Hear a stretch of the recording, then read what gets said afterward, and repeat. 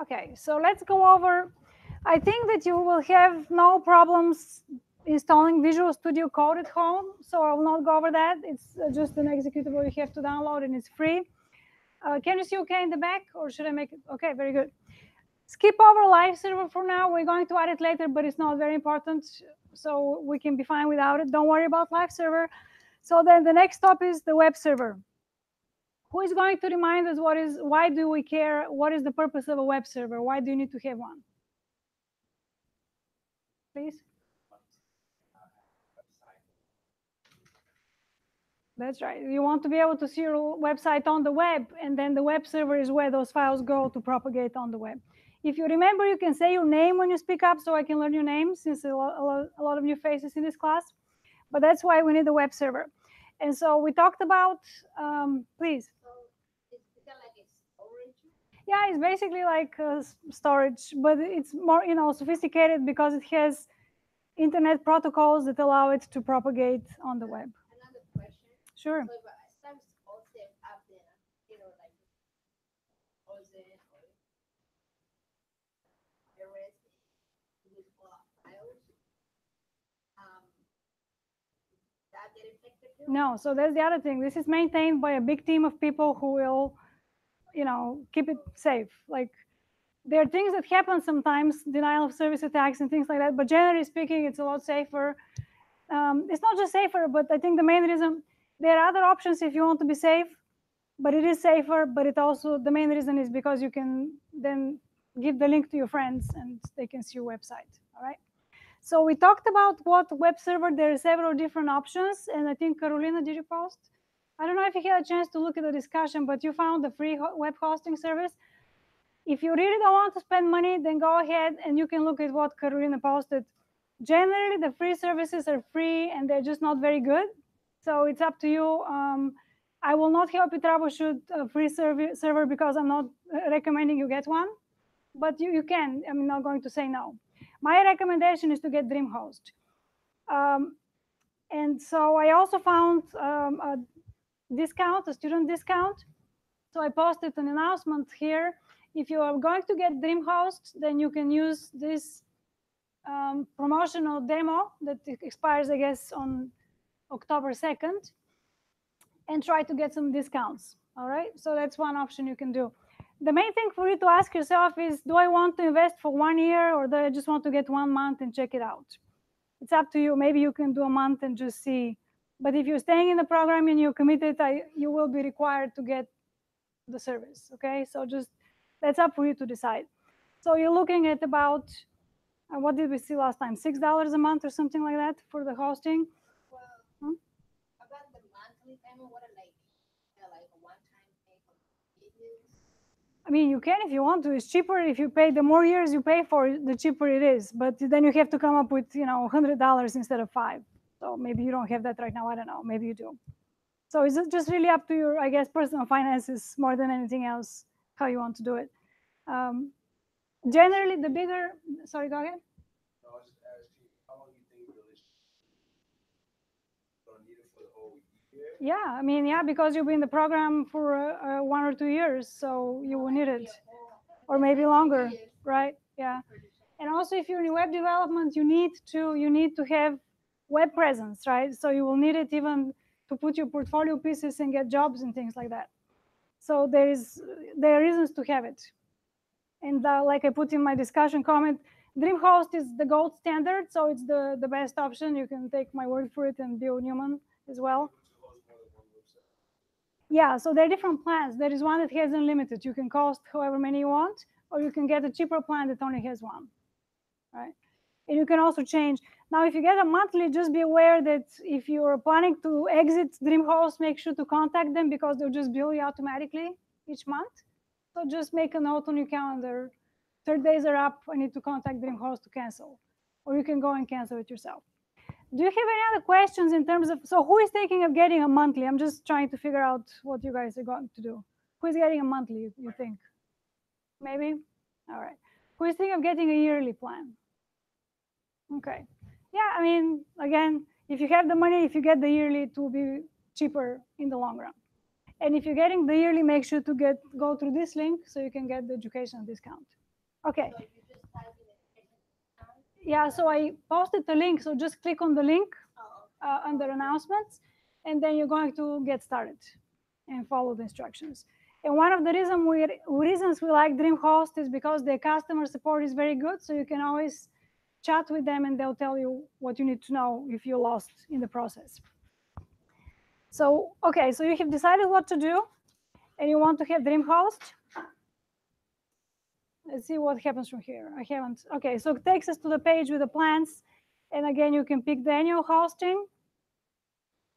This will be just fine. So the cheapest version is just fine if that's what you want. There is no need to get anything more expensive unless you want to. And so the monthly is $5 a month. And so you go here and you're going to sign up now.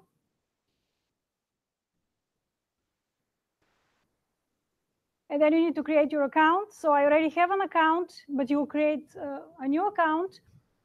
And then you will continue. So once you logged in, I'm now going to log in, and you're going to see the inside of the DreamHost, okay? So from here, you need to log in, and then put the credit card for the plan, and then pay for your plan. And then you're going to be on the screen I'm about to show you. So I'm going to log into my DreamHost now.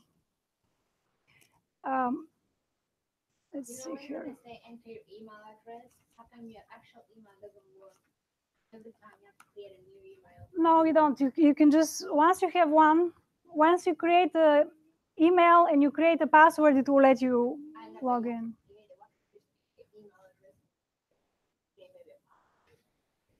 Well, let's try this. Is one of you interested? I guess I'll use maybe, I have like some, let me use a fake account that I don't really use.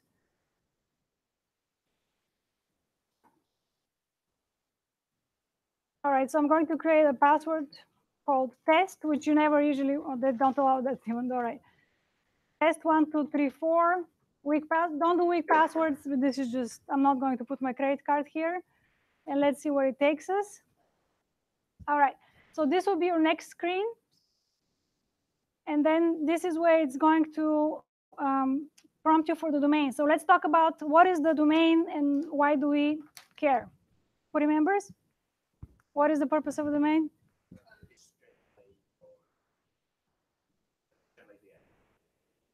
Okay. Can you say it louder? This was a very good answer. Right. That's right. So it's like the user-friendly, format of your IP. Don't worry actually about this right now, but you need the domain in order to be able to actually get to the page, right? So seattlecentral.edu is the domain of Seattle Central, right? Did you want to add something? No, I'm just gonna like go over what I asked before. Every single time you go online, if you wanna like get an account. Right. You have to log in. Yeah. So yeah. Like, without logging in, people, I mean, like these days, most of things online, order things. Right. People have to get an account. Okay. Things, but it doesn't actually take your account that you use every day. It wants its own special DreamHost account. That's correct. So you have to have a special DreamHost account. Yeah, it would be nice if you can just use all of it, but it would be like a huge security breach because once you're compromised, that's it. Okay, so then you get to pick your account, your domain, sorry. And so you can search for a domain that interests you. So let's say, does anyone have any ideas you want to look for a domain? mycoolwebsite.com, I'm sure it's taken. So let's see here. So let's say you want this one. .com.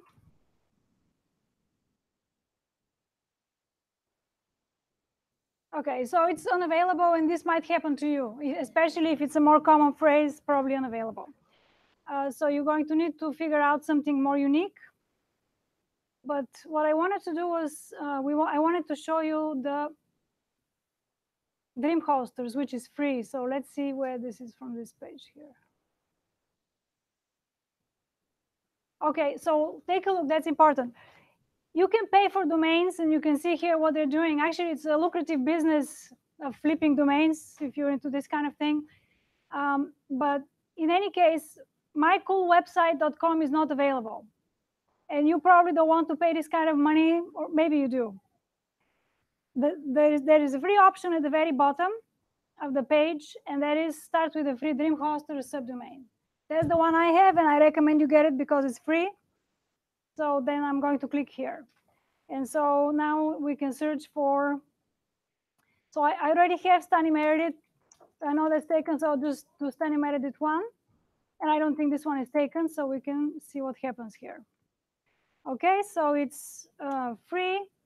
It didn't charge me for the domain. It accepted the domain, and now it's telling me to select the plan for the host, right? And I want this one, the cheapest option. It says for 3 years is $2.99 a month. Right. Like, what if you don't want to pay a month? Okay, if you don't want to pay, if you do the monthly every month on the, I don't know, the first of the month, they will charge you $5 on your credit card. If you want, you can pay for the whole year, and they will charge you $47.40 once. Oh, okay, So it's up to you. All right. So imagine that we're doing the monthly. So I'll select this one, and I'll say continue. And yeah, so they always try to upsell you stuff. So okay, we're not going to get that. Has anyone heard of WordPress? All right, so WordPress is an extremely popular CMS, content management system. And one of the things that is great about Dreamhost is that if you eventually decide to get into WordPress, it works very seamlessly with Dreamhost. We don't want it right now, but they actually, when you do, that's another advantage of using Dreamhost. It's like literally, as it says here, they have a one-click install of WordPress. We're skipping it for now, but in the future, you might want to take advantage of this feature. Yeah. I'm in the Dreamhost. Get started. Where did you start from? Did you start from the link I sent you? Yeah. Okay. Go back then. Yeah. Okay, so I'm sorry, but I just found this morning go from the announcement link because that's the one with the student discount. So go there. That's the one to start with. Okay. So start here. I guess I'll update my document for you guys. And now you'll be on the same page as me. All right. Very good. So continue, and then you give your information and your credit card. So I'm going to not do that, but that's what you need to do, and then you'll be set up for Dreamhost. Any questions so far, or any other questions, please?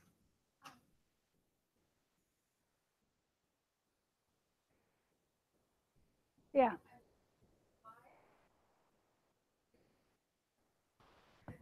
Sure. Okay. So you were able to find the free one too. I mentioned it yesterday, but maybe you didn't hear me because there is a lot of information. If you're a serious web developer, you generally want to have a very unique name, so they take advantage of that and they'll charge you. The one I got for free has Dreamhosters as part of the name. Okay, so they kind of, it's a subdomain, it's not a real domain. And that's why it's free. That's exactly right. Yeah. I mean, it probably doesn't look as professional, especially with the web design world. You want to be, more unique. That's the difference. That's right. So, comment or question?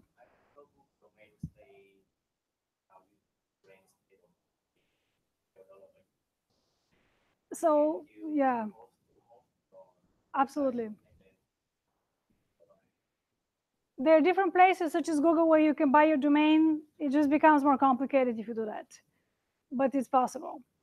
Dreamhost is not the only game in town, but let's hold off for now, just because if you have to get it from there to add more steps. Question? I understand, but if you're like a developer and you want to have like a specific domain, you buy a domain from a different service than we're having it. Like, could I buy like Yeah, that's what he just said. Absolutely, you can, but then Dreamhost is created to work best with Dreamhost, so it will be easier user experience for you if you keep everything in Dreamhost. I used to have GoDaddy, which is another, maybe you have heard of GoDaddy. And then I was really frustrated with them, and I switched to DreamHost. And changing my domain from GoDaddy to DreamHost was a really painful experience. So you can do it, but it's just, I'm just telling you based on my experience, the easiest route at this point. Certainly, like I said, feel free to try anything else that you want. As long as you have a link for your homework, it's up to you what you want to do, right? Okay, so once you have done all this, then you're going to receive an email. You have to wait for them maybe a few hours, and they're going to send you an email that is going to say you are now, your domain is ready. So you wait for this email. Before that, if you go to your domain that you reserved, nothing will happen, all right? And then once you have the login information, then you can go in and look in your DreamHost panel, okay? So we're going to pretend that a couple hours pass, and then it's time to go and look at your DreamHost account. So they're going to send you an email that is going to say where to log in, or you can just Google DreamHost login. And now because you already logged in, now you will sign in, right? So let's see. Okay, so this is my email that I used for this. And again, just give it a few hours because it will not be ready immediately. But if it's tomorrow and it's still not working, you may want to chat with DreamHost and figure out if there is any problem. How about it keeps telling you the domain valid character? Well, then it's not, it doesn't like the uppercase there. So you need to take out the uppercase. All right, so we can sign in now. And here is DreamHost on the inside, as I'm signed in as Tani, right? And so yours would look something like that when you signed in. And it will show you your domains. So here is the one I mentioned for you that I have already, I'm using a free domain. You can add multiple domains if your plan supports it as well. And so there's the domains. At this point, you don't need to worry about WordPress or mail. For your billing is where you can go and change your card if you want to, or do some other, some billing related activities. And at this point, you will not really, in this class, you won't be concerned with anything else. In other classes, there will be some other things you need to know, such as a database, but not right now. And so,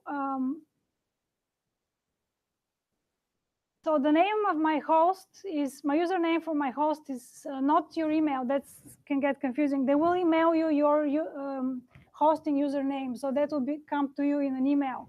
And the only way you can get it is through that email. I don't know what it is. Nobody else knows except DreamHost, and they'll send it to you. And the reason we're going to need this username is because that's how we're going to connect through the FTP to upload the files, okay?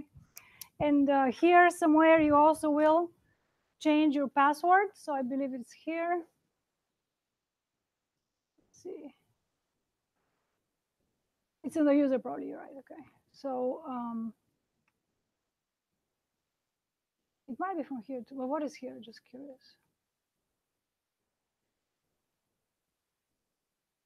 All right. So this is some information that eventually will become interesting, but right now it's not relevant to us. So right now what I'm trying to do is get the password for this username for my FTP, and this would happen through here. So I'm going to say edit. And I currently have a password, but if the first time you need to set it up, you're going to go here. They will email you a password the first time, and then you can go here and change it to something that you can remember more easily, all right? So you're going to go to users and then change the password that they send you. They're going to send you some randomized password with many characters, and you change it here. Any questions so far?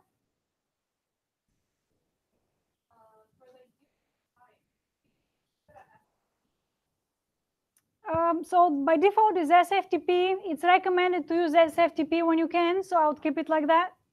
That's the S stands for secure FTP, so it's better to keep it as SFTP, all right? So here is, again, on the user, the place where you will change your password if you want to have it for something easier.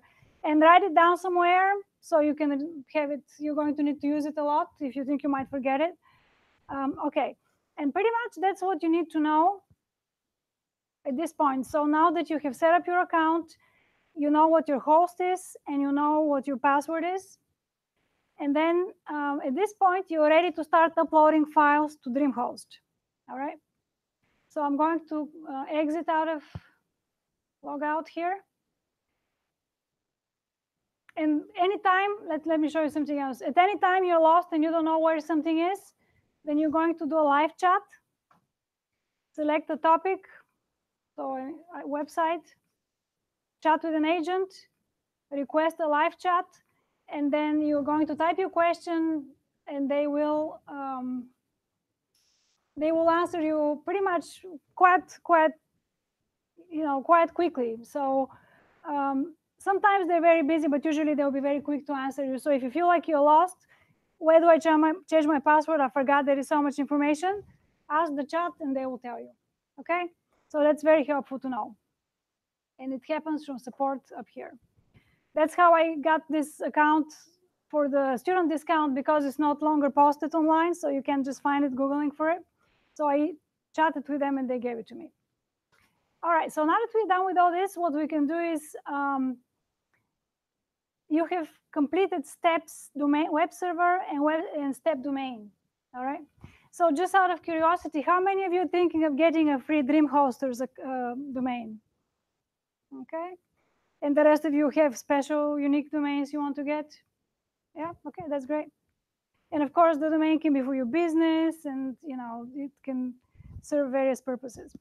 All right. So actually, we're moving along quite in a good pace.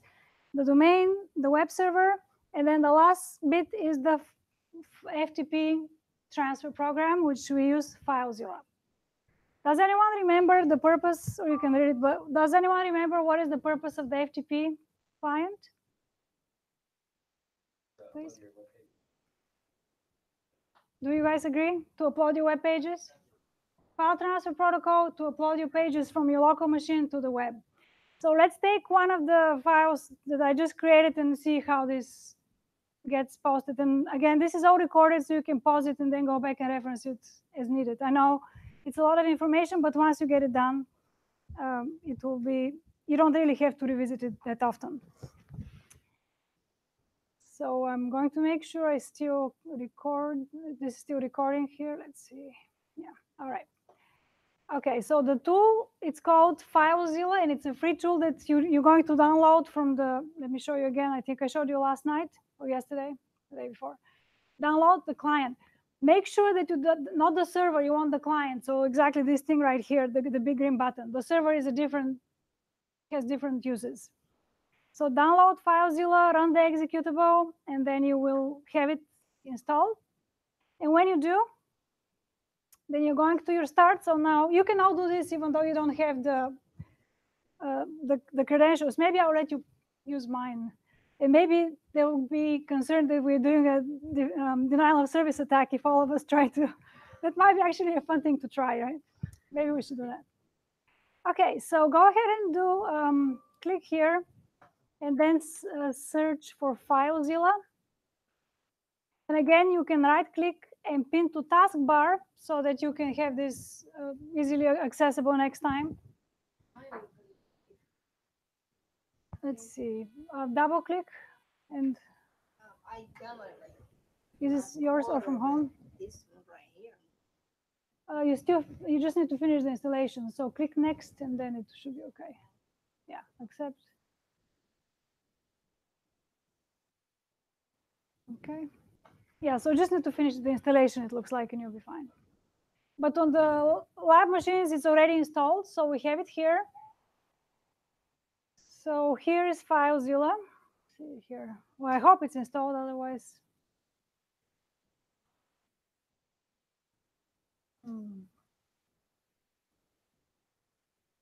Is it starting for anyone? Are you able to start it? Anyone? Okay.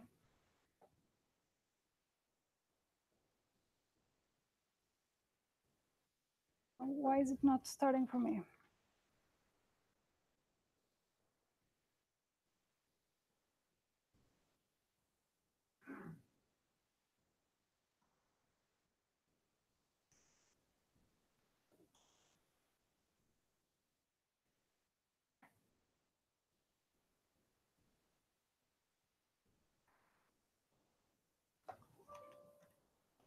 Is anyone else having this problem that I'm having?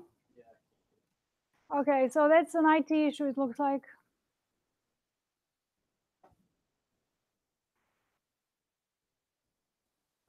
For some reason, when I click the taskbar, it worked, but For me, it's not working either. Anyway. Or maybe to open 10 at the same time. But...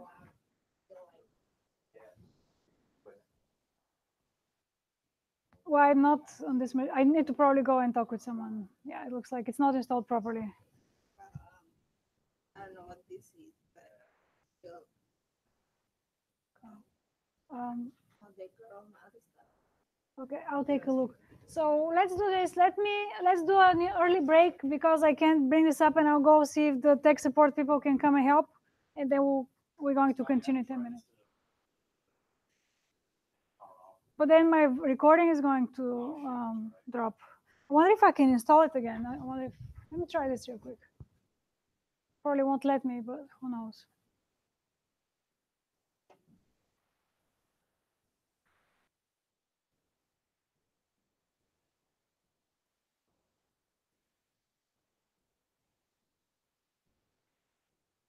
No, I didn't want the Pro.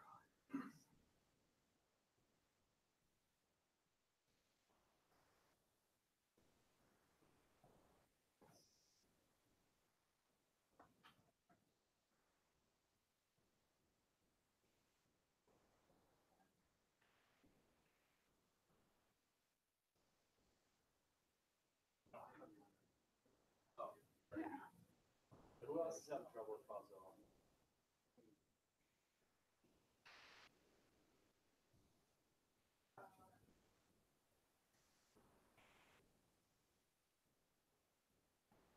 I don't think it's allowing me to install here. Did you have success? No, we tried. All right. Drive here. The other chair?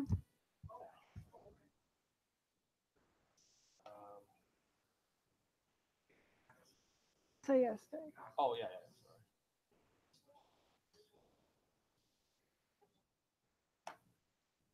You want to just try to Yeah, when double click on the executable? Yeah, from the main executable. Do you know where it is? Yeah.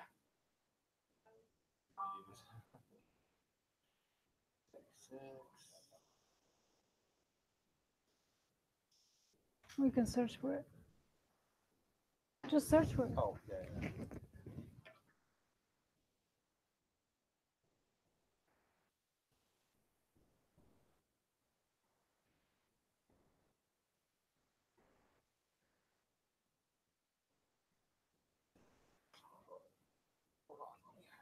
Well, I'm going to put in a ticket. Here's what I'm going to show you. I'm going to bring up a FileZero tutorial and show you the steps, so it's going to look like the actual, but I don't actually have it here. So for now, that's what we're going to do. And then if we need to, we can go over it on Monday. Hopefully by then it will be installed. So I'm just going to find a little video maybe to show you on YouTube how to use FileZero client.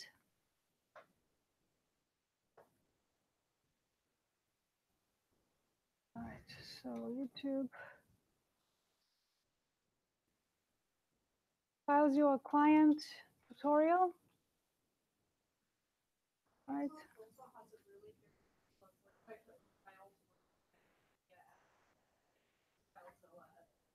A DreamHost?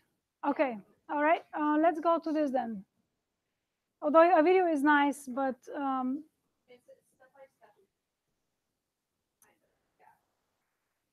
all right, if you prefer that, we can do that. So DreamHost, FTP upload, I think.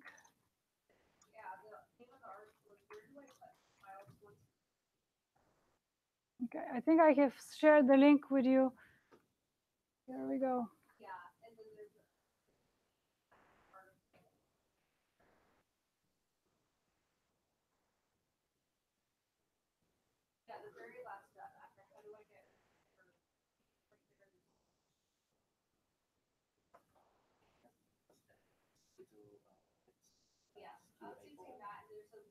I'm sorry, guys. Okay, what are you saying? I don't have privileges I can't run an executable. It's not allowing me. but we can't find it here. But where I can't, where is it? It doesn't allow me to download it here. Download Let's try this. the zip file, so you don't have to install Yeah, it. let's try this. That's actually my work. Let's see if this will let me do it. You go to download tab and other option. So it's a zip file. Let's try this. This might actually work. Thanks. Yeah. So we're trying to bypass the privileges here on the.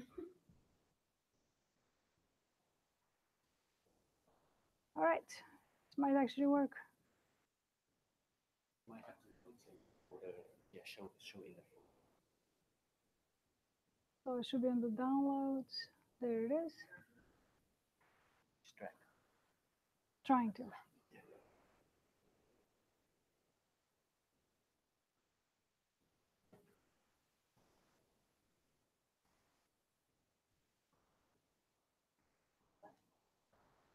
I think there is something wrong with my machine, maybe though. Do you see how slow it is? Very slow. All right. Yeah, that would probably work. I don't want to restart since I think I'm recording still, so I didn't want to drop the recording. So why don't you take a break and then come back and maybe I'll have a solution for us. This might work. It'll just be very slow, but it might actually work. Very good. 10 minutes, please. Yeah.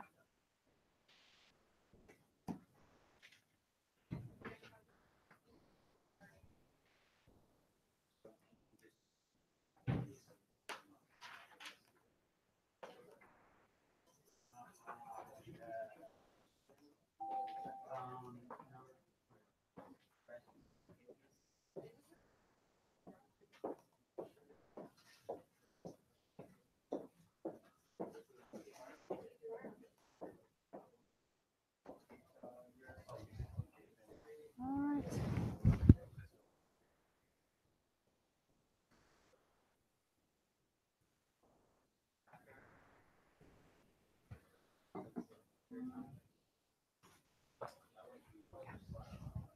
That's definitely not normal. No, I mean, it's not normal in terms of the slowness. Right?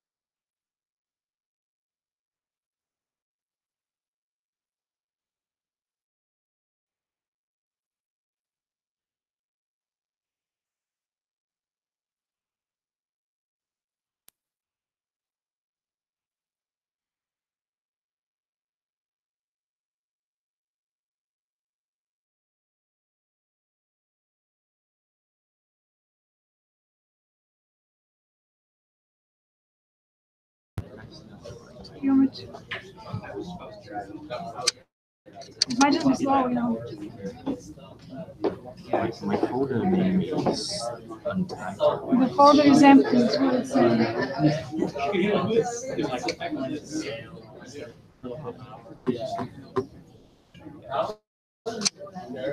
Is there, I'm going to call it panic button, that's what I should do. There, let me call these guys. I might be able to like actually load it from a Unix thing. I sent you an email, so. Okay, let me just try this real quick. If I can stop that.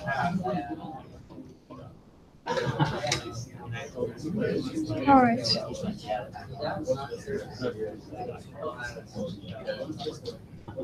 All right, so I think 10 minutes is up. So I have emailed support and hopefully they will come and help us. What's happening is that the network is slow. So for me and maybe a couple other, they were just not able to complete the, open the program or complete the installation. And that's, it is what it is. It's nothing we can do right now. But there's some good ones. I figured out how the Visual Studio Code to update the font stuff. Okay, so we can do this later. What I wanted to do now is, though, I do want to finish showing you FileZilla, because you will need to use this tool to actually upload your files.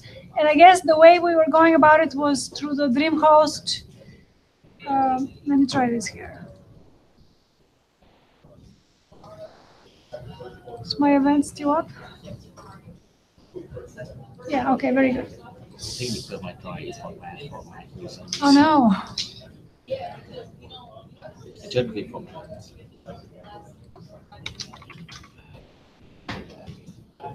Oh, sure. Thank you. This is the last time I'm trying, though, and then we should probably just move on.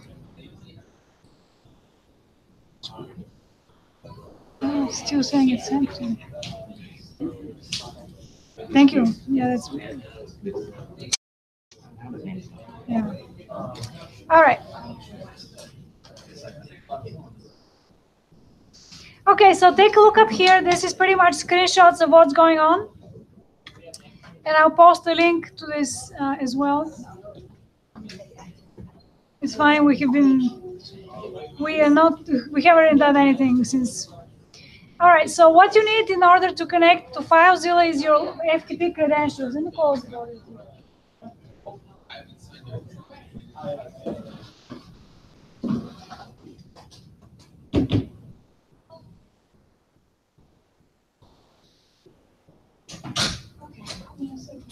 Are you not able to get in the room? Yes.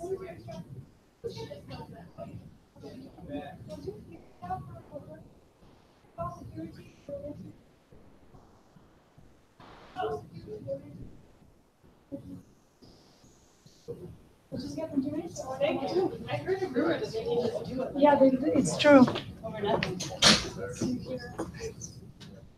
Hey, how's it going? Good. Yeah, I'm the front of house instructor for the culinary school. Yeah, what are you doing? All right. I just realized I have FileZilla on my USB drive. We should use that. I'm just gonna go with this because we just spent too much time on this project, and we should not have. Hi, my name is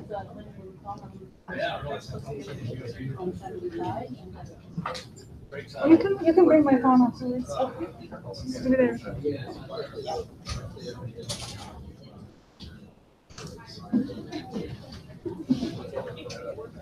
Okay, so first click confusion.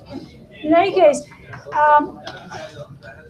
so there are some credentials you need in order to use FileZilla, so to try to get back on track, and they are the server name. And this is the information when you open FileZilla, you have to populate, so you have to have this information. The FTP server name. Hopefully you'll get this.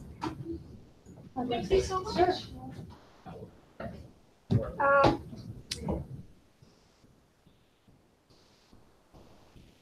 The server name is going to essentially be your domain name, so this will be pretty easy to figure out. And they'll tell you a couple of different options, but essentially, if your domain name is tinymerit.dreamhosters.com, that's what it's going to be, okay? So you're going to put the server name there, or rather right here. Okay, so when you open FileZilla, this is what it looks like, and this is your having some.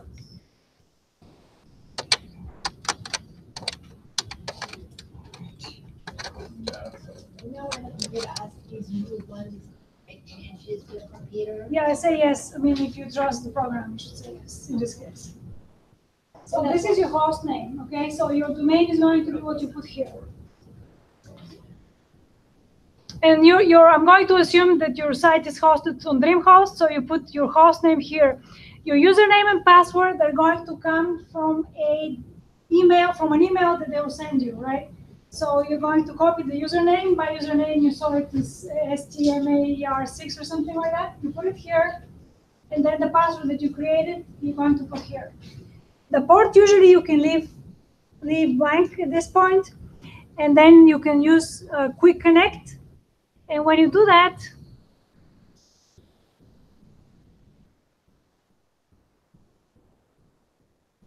if everything works correctly, it should be able to connect you. If you have any issues, then you need to look at the error that you get. So if the error says incorrect login, what do you think you should do? You try to connect it, then it fails. And it says incorrect login. What would be your problem-solving strategy there? Change the password. You need to double check that you typed everything correctly, because chances are you probably didn't, right? So type everything correctly and try again. Sometimes you might get some different errors. Maybe there are some really rare cases where maybe their server is busy or something else, but you have to see the error that you get. And the thing you can do is, like I said, double check that you type everything correctly. If there is a different error, you may need to contact DreamHost and then check what the problem is, okay? So after you connect,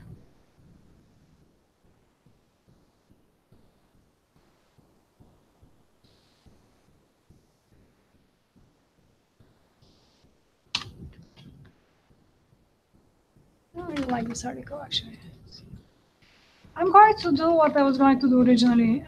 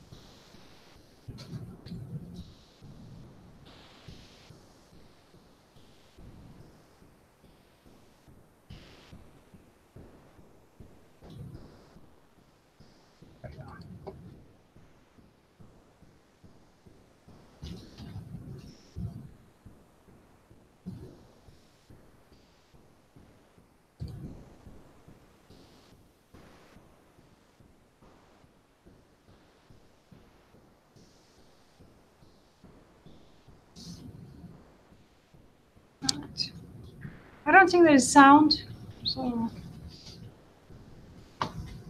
there's speakers here. Let's see if I can troubleshoot this problem now. And available free of charge. There we go. It supports FTP and SFTP. It also supports Microsoft Windows, Linux, and Mac. Let's download and install the FileZilla client. All right, I'll post the link. Open a web browser like Internet Explorer. In the address bar, enter FileZilla -project.org and then press enter. On the FileZilla homepage, there are download buttons for both the FileZilla client as well as the server. Let's click the Download FileZilla client button. On the client download page, click the Download Now button under Windows. This will bring us to the download on the SourceForge.net website. On the Download Information bar, click on the Run button. This will download the file and then automatically start the installer. On the license agreement screen, read the license agreement, and then click the I agree button. On the Choose Installation Options screen, the option is available to install for anyone, or limited it to just install for the currently logged in user. Let's leave it as the default of anyone, and then click the Next button. On the Choose Component screen, click the Select Desktop icon in addition to the other options that are selected, and then click the Next button. On the Choose Install Location screen, click the Next button. On the Choose Start Menu folder screen, click the Install button.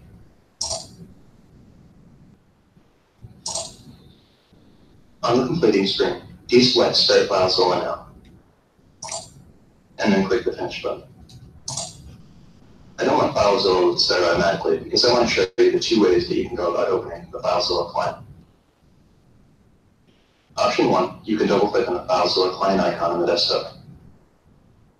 Option 2, you can click on the Windows Start button, All Programs, FileZilla FTP client, and then select FileZilla. Let's review the FileZilla client interface. At the top of the window is the various FileZilla menus, such as File, Edit, View, Transfer, Server, Bookmarks, and Help. Below the menu is a toolbar, which contains buttons like the Open the Site Manager button and the Search button. Below the menu is the Quick Connect bar. The Quick Connect bar stores previous connection information. It can be used to quickly reconnect back to a server you've already accessed without having to retype all the information. Below the Quick Connect bar is the message log.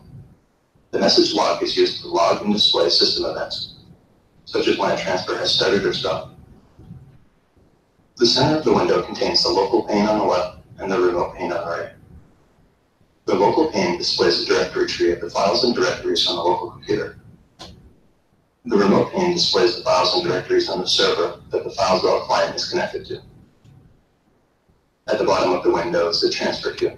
Do you have any questions on what he showed with the two panels, or does this make sense, right? So the left one is going to be your local machine, and then you're going to have, once you have something uploaded, it will show on the right. Does this make sense? All right, so let's continue. The transfer queue shows the queued files by default, but can also show the failed transfers as well as the successful transfers. Let's connect to an FTP server. I'll be connecting to a FileZilla FTP server running on this local computer. Again, I've already done a tutorial on the FileZilla server portion and how to set this up. I'll place another link on screen here that will link you to the FileZilla server setup if you want to do that before continuing. When you connect to the new server, you can either connect using the Quick Connect bar, or you can open the Site Manager and create a new permanent set. The Quick Connect bar is used to make a quick connection to a server that you don't plan on accessing regularly, and you want to connect to with basic settings. The history of the servers you connect to will be stored so you can access them again easily if you want. To connect using the Quick Connect bar, you only need 4 pieces of information. Host. The host is the address of the FTP server you want to access. In many cases, FTP sites are open for anyone to access anonymously. These won't require a username and password. There are tons of FTP sites out there that download software, including a Linux mirror at kernel.org, that we'll be using for this testing. This server does allow anonymous access. So next to host, we'll enter ftp.kernel.org.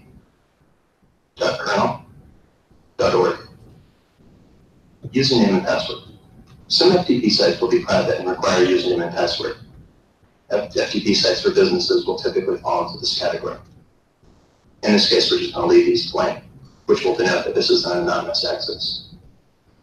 Port. If the server uses a port other than the standard FTP port of 21, then you can enter that here. If you're not sure, just leave it as the default of blank, and that'll enter port 21 for you. Now we just click on the Quick Connect button.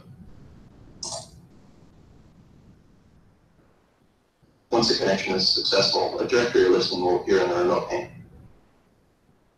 If we scroll from the message log, we can see a log of what happened during this connection. First, it resolves the address we entered of ftp.kernel.org. It then shows it's connecting to the result IP address for the name of 149.20.4.69. After the IP address, there's a colon followed by the number 21. This is the port used for the connection. Port 21 is the default FTP port. We can then see connection established. As we work with the FileZilla, it will log information to this message log pane. Let's disconnect from the server so that we can create a new site. To disconnect, we just click on the disconnect from the currently visible server button. If you're going to access a server regularly, or you want to have special settings, you should create a new site with the Site Manager. You can open the Site Manager by either clicking the File menu, and then Site Manager. Or you can click on the Open the Site Manager button here. The Site Manager window will open. Let's start by clicking the New Site button. We'll call this Local Server, although you can name it anything you want. Press Enter. Now let's go through and set the various settings for this new connection. On the General tab, Host. In this case, I'm going to enter localhost for the host. Localhost is an alias telling the system to look at itself. You'll probably enter a domain name such as ftpsite.com or an IP address such as 192.168.123.123. Entering localhost here is the same as entering the IP address of this computer that I'm on. Or, if this is left blank, it assumes that you're using the default FTP port of 21. If the server you're trying to access uses a port other than 21, you can go ahead and enter that here. Protocol. Here we can select using the default of FTP, or we can change it so that it uses SFTP. Encryption. Here we can select from several encryption options.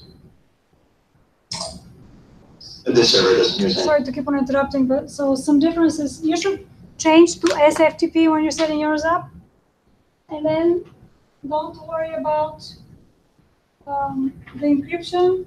Just try to leave the default as much as you can rather than putting in your credentials. Except you're going to, hopefully he'll go over this. You want to, let me see what he's doing here. So we'll leave it to use plain FTP. Should be normal, not anonymous. Logout type. By default, it'll connect to the server with an anonymous login. This grays out the username and password information below, and we'll just connect with an anonymous login. We'll click the drop-down. You'll see that there are options for normal login, which will allow us to enter your username and password here. Ask for a password, which will allow us to enter the username and then prompt for the password I'm connecting. And then interactive and an account, which I'll go into. We're going to select normal from the drop-down. Now the options are not grayed out for user and password. User. Here we'll enter the username, which for the server is user1. This is case sensitive, so notice here I do have the capital U. If your server uses uppercase letters, then you're going to have to use those as well. Password. Enter the password for the account, which in this case is password. It does only ask you once, so make sure that you enter it correctly. So where will you get your password again and username? Recap, please. You're going to get them in an email from the host, okay? Advanced tab. Server type. Here we can set the type of server we're connecting to, although I would always leave this as auto detect. If you knew you were connecting to a Unix system, you could select that here, and then it would only use the character sets and such that were required for this server. Auto detect always works, so I will just leave it there. Default local directory. Here we can set the directory on our computer that will be the default local path to copy files. Let's click the browse button. You don't need to do any of that, so I'm going to skip over it. When you connect the Don't go on the, you don't need to go on the adjust advanced server tab. time zone host. I'm skipping that. So use that and let you adjust the settings here, and that may help. Put the drop-down arrow next to the Open Site Manager button. Okay. And we can see here that local server site that we just created is listed.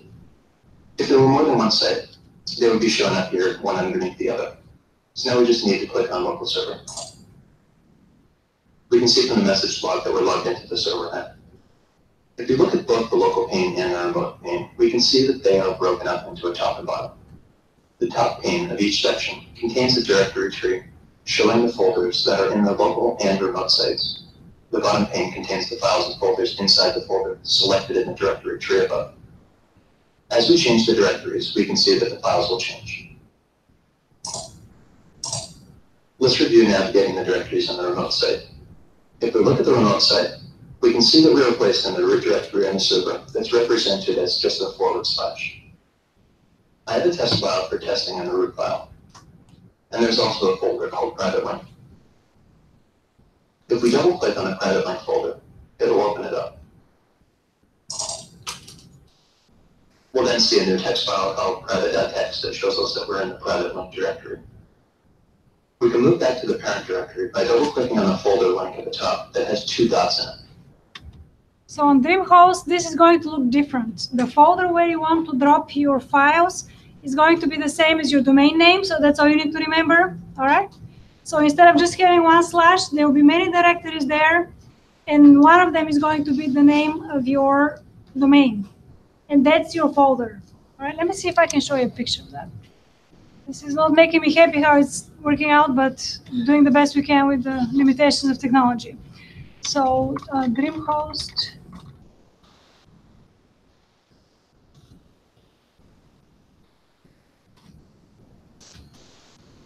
I can find it.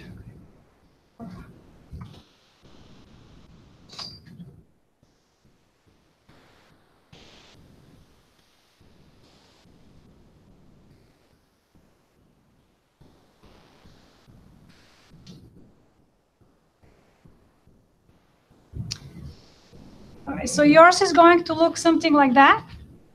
And in your case, instead of example 1, it's going to say, for example, juiceclarks.dreamhosters.com. And then you're going to just drag the file that you want and put it in here. Does this make sense? Right? So now the tutorial exchange is not really the same as what you'll be doing. But I'm going to fast forward to see if it's going to show you how to actually move. Essentially, the functionality of FileZilla is just drag and drop. So you're going to basically drag a file from your local panel and put it in the remote panel. As long as you put it in the right folder, you'll be good. So that's the idea. Let's see what this guy is showing next, and he probably will show how to do this, but just keep in mind that the folder he's putting it is different because he's not using files, DreamHost. He's using something else, localhost. Anytime you see 2 dots, that just brings you to the parent directory. And now we know we're back in our normal directory because we have the normal user subtext file here. This is something I just placed here so that we would know we were in the root directory. Let's transfer some files. On the local site side, we can see that by default we're placed in XFTP local directory. This is from our site manager settings earlier. To transfer the file, we can drag and drop them from the remote site to the local site. We can see that when I hover, the mouse is represented by a new icon that has a little plus at the bottom right. This shows you that you could drag and drop the file here. Here we can see that it's the little like no smoking sign that represents that you can't copy it over here. So that's option 1. You can also just double click on the file to transfer it between the 2 open panes. As long as you're in a directory where you have correct permissions, you can create new directories or files in either the local or remote pane. The user I'm logged in as user 1 does not have permission in the root directory on the server. But we're going to test and see what happens anyways. To create a new directory, we're going to right-click on the pane and then select Create Directory. The Create Directory window will open with the default name of /new directory. You can change the name to anything you want. We'll just leave it as new directory and then click the OK button. We can see we get a message stating can't create directory, permission denied. Let's move into the private link directory. This is a private folder that just this user has access to. Now let's try the same steps as before. Right click, create new directory. We can see now that it's /private link and then /new directory. This denotes that it will be creating a new directory inside the private link folder. So we're going to change this name to test.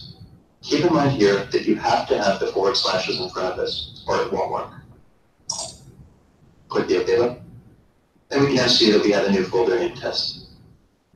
The last thing that I want to review in FileZilla client is the transfer queue. If you've told FileZilla to transfer files faster than it can keep up with them, they will start to stack up in a queued files tab on the transfer queue. Our transfers have completed, so we have nothing in our queued files or our failed transfers.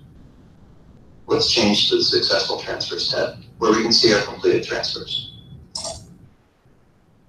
If there were problems with the transfer, they would show up in the failed transfers tab here. Reviewing the information here should give you an idea as to the problem that was encountered. Once we're finished working with the server, we can click on this button to disconnect from the currently visible server. You should now have the FileZilla client downloaded and installed, as well as a good understanding of the interface, how to connect to the server, how to create a new site, how to navigate to the directories, and then how to transfer the files. Questions? Yeah, I did download the FileZilla server interface, but I think this one doesn't really. The server or the client? You want the client, not the server. So make sure it's the client. Did you? So this is The client. what I have here. You don't want the server, so just download the client. The server is used for other things that we don't need to use it. Yeah, you don't want to. So you can I'll just uninstall it so it doesn't cause any conflicts. All right, so this is the idea. This was far from ideal. Hopefully this was just a network issue. Next time I can quickly show you in the beginning of class on Monday how to do this through Dreamhouse, but that's what we can do right now. Any other questions on the process as far as you understand it right now? Question? Yeah, when the video was showing us, the page looked a little different over here. It had download. The reason why is because that's an older video, it looks like. So they always change the interface, but essentially you just need to download the client. Now, you can just use the Quick Connect for now if you want. Or if you want, you can use create a new site. If you have a new site, next time you log in, it's already going to be populated, so it will be easier for you. So you may want to create a new site. And if you have a new site, you can have multiple sites. So if you become a web developer and you have 5 projects, you can have all of them under the new site interface. So that's convenient as well. But otherwise, let's say that you wanted to move this file to the server. You're going to drag it with your mouse and then drop it in your folder that matches the name of your domain. And then you're going to check, because sometimes you're like, why this is not working? I made a change and it's not showing. And then maybe it's a failed transfer. So you want to check here to make sure your transfers succeeded. Things that happen is maybe the network dropped or who knows what. So that's something that you should check. You can also, as you can saw here, I don't know why he showed it in this direction. You can certainly download from the remote to the local, but usually you probably want to do it in the other direction. And there's some other cool things with FileZilla. You can right-click on the file and say edit, and you can open it and look at it in the client itself, so that's helpful. Again, sorry, this was not really ideal in any way, but hopefully gave you some idea, give it a try, and then on Monday, fingers crossed that we have a working computer here. I'll show you again, all right? Any other questions on the FileZilla? So get the free one, so click on the free one. Oh, yeah. Because this one says phone. And that's the one we want. If you're ready, then we still have a little time, so actually we can move on. And again, revisit the setup of the environment as needed on Monday. And I will change your due date to Wednesday, so you have some time. All right, so I'm not going to share this video on Canvas because actually it was not very good, right? But maybe you can Google and find another one. There's some good ones, it's just I wasn't prepared to come up with a good one at the moment. There's some better ones out there. Probably the better thing would have been to search for tutorial on using FileZilla to upload to DreamHost. If you had that search string, probably would have given us a better result. I just didn't think about it. All right, well, now finally, let's look at some lecture slides. So I'm going to go to, oh, here is also something else. We use all these terms, and a lot of them are probably, some of them might be new to you in any case. And so I shared the link for you. And if we talking about something that you encounter something that you're not familiar with, you can come here and search. So like what is FTP, and then it's going to show you what oops, I don't know what it is there, but it will show you the entry that you're searching for. So that's hopefully this will be hopefully useful for you at some point. Do you know what a 404 error is? Yeah, this is where there is the file is not there, or there is some problem. He had a different error there. I think it was a 500 error. There are different error codes. Is it 5? What is it there in 501? Server not found.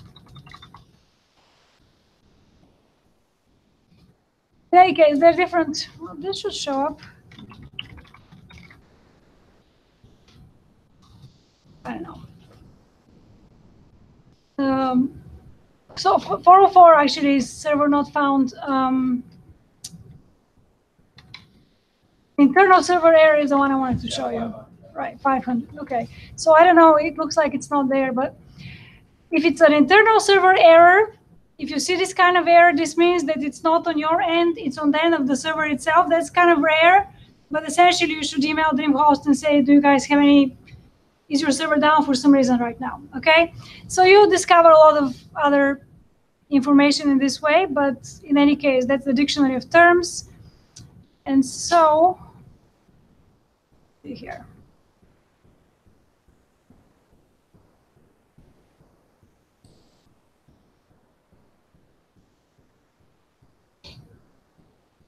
All right, so let's talk about some more fun topics, perhaps.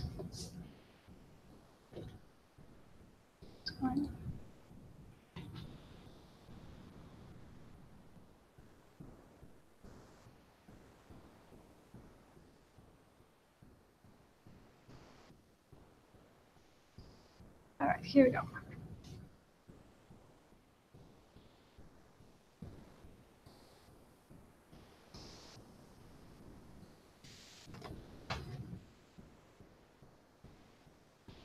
So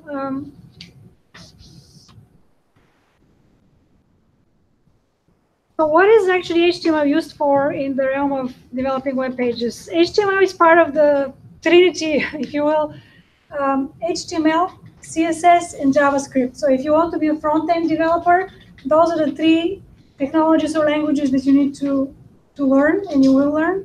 So HTML more specifically is used for structure. You saw how we use those tags, like the H1 tag. It tells the engine what is the structure of the page, okay? So that's the purpose of HTML. And the structure of the page contains elements such as text. This is the one we already used in class. It can be a list of bullet points, a link to another page, of the same website, or maybe to an absolute URL to an external site. Of course, it can have images. It might have tables with data, forms. You all have probably used forms to connect to some kind of entity. And it can also have media, such as audio or video files. And these all comprise the structure of the page. And in this class, we're going to do a full circle, if you will, and learn how to include all these elements on the page. And we are now on our way with the text. Then the other technology, the other markup language we're going to learn in this class is called CSS. Does anyone know what CSS stands for? Cascading style. One more? Some stuff. Okay, cascading style sheets. All right. Cascading style sheets, what are they used for?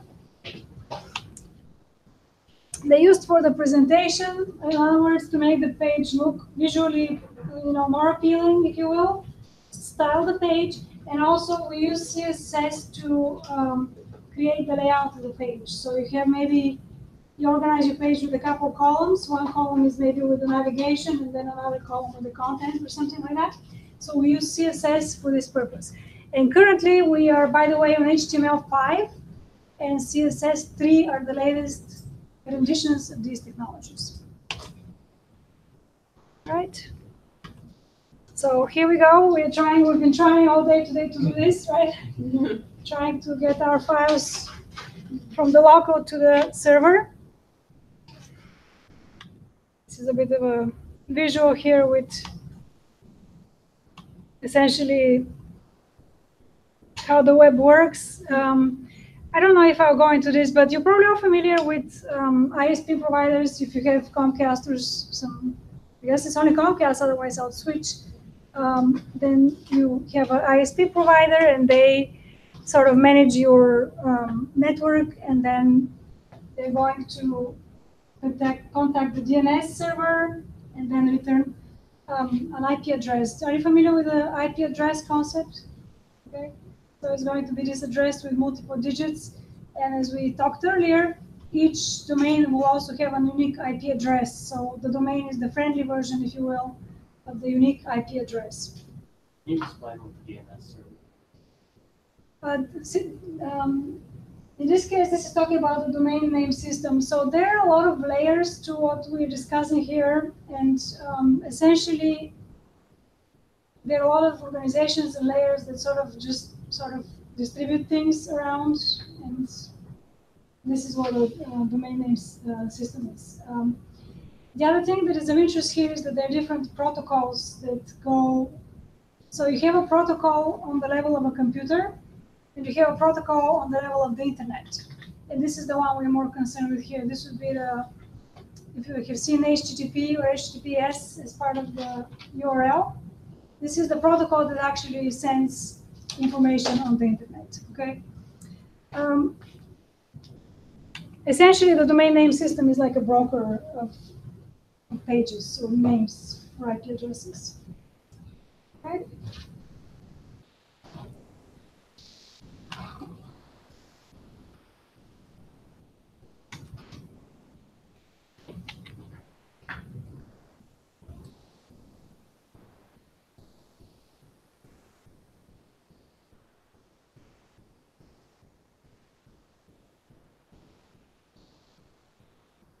So here's an example of a page.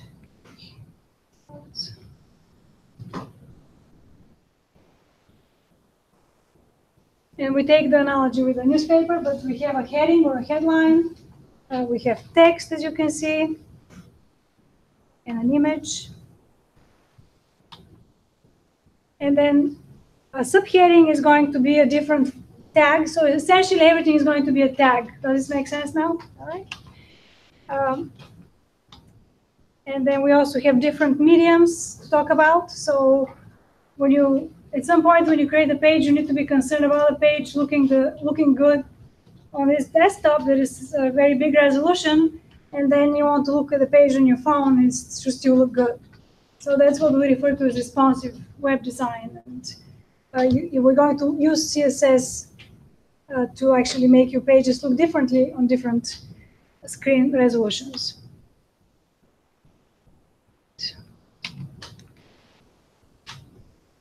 All right, here are some tags. There you go. All right, so you're familiar with some of these tags by now? We're familiar with the HTML tag. There we go. Again, everything that is on the page will go inside the HTML tag. So HTML contains all your other elements on the page. The body, does anyone remember what I told you about the body on Monday? Everything goes between the body. Everything that will be displayed on the page goes between the body tags. That's right. And then H1 is going to make your text font size big. And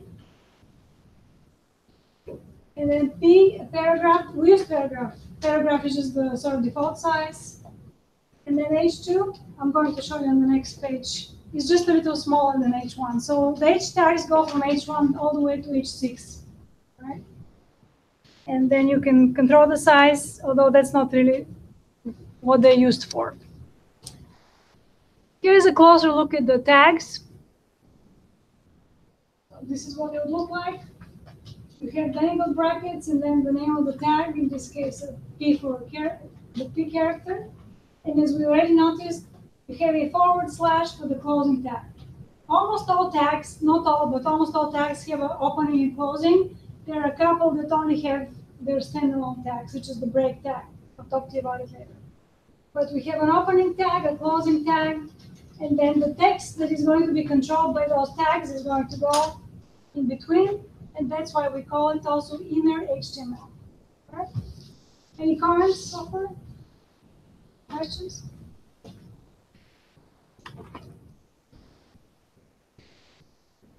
Okay, so we know about tags. In addition to tags, we have something else called an attribute, such as, for example, so this is an anchor tag, and then here we have the attribute for the language. Sometimes, essentially what attribute does is it allows you to have additional information about your tag, such as in this case, what is the language. If you have an anchor with the href, the href attribute is going to contain the link where you're actually going, right? And the attributes always have what we call a key value pair. The attribute name is going to be what is the attribute, and then the value can change. So the value can be English or it can be some other language depending on the situation. All right. So if you see, they always placed inside the opening tag. And then if you see something like that, this is going to be an attribute. Why isn't it closed up? Yeah, I think that's a mistake. There should be a there. Yeah, it's a typo. Well observed. Okay, and then here we also have the head. So you should have the head even though your page will render without it. And what is the purpose of the head? What did I tell you? Did you remember? The title, but then also the meta information. The right? title, such as here. And who remembers where do we see what we put in the title? The tab, like. Yeah. Right, in a tab, or if it's a single window, it's going to be identifying the page in terms of the title. And also you're going to sometimes see, if you look at the view source on a page, what we call metadata, some additional data about the page that is not for the viewer to see, but is going to be used by the engine in some way, shape, or form, including for search engine optimization. Right? So here is the example. We already did something like that. This is the title.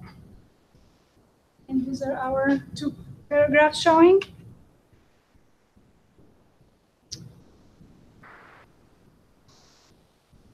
Okay, HTML pages are text documents, as I told you, but you have to use a special editor. That's important, and I think by now everybody, I've said it enough times. My children are always like, stop saying things over and over and over, but sometimes it's pretty useful.